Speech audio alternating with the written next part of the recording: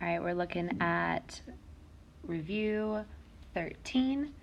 If I'm looking at each one, so on number 1, we're asking for the vertex, which is HK, in my quadratic function. That one's giving me vertex form, so just to make a note, my vertex form is y equals a parentheses x minus h squared plus k. I'm getting that from my formula card, so this part's on your formula card.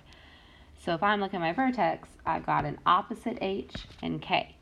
So I've got to switch that negative 3 to positive 3, bring down that 2, and there's my vertex.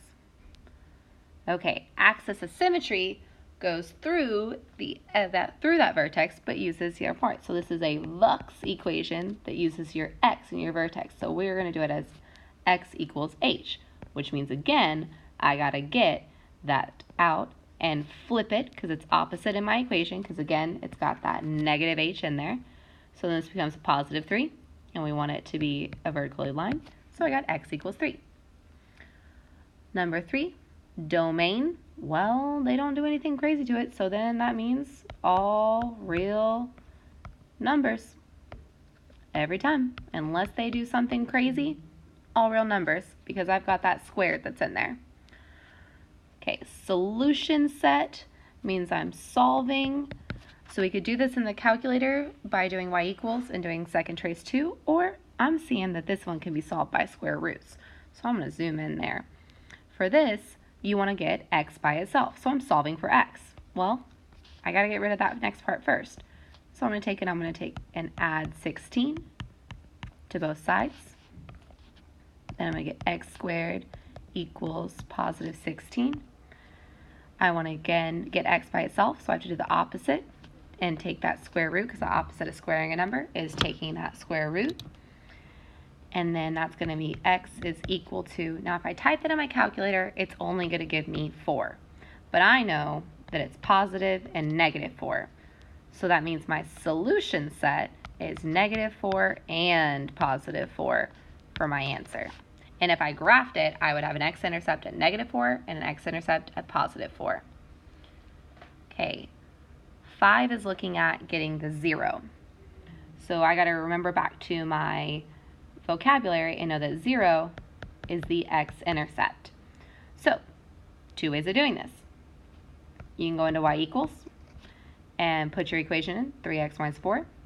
Go to your table, and I know every single x-intercept has a 0 of that part, and you can find whichever number is going to work there and find that 0 in there. You also could do second trace 2 and go through the steps for it, or to do it by hand, 0 out the y. So this would be 0 equals 3x minus 6, and I just solve for x. So I box that up, add 6, I get 6 equals 3x, divide by 3, and I get 2 equals x, which means my x-intercept, or my 0, is 2. This one, though, we're going to have to go to our calculator. So with our calculator, we're looking at finding each of these, which actually, you know what? No, I can solve this one with square roots.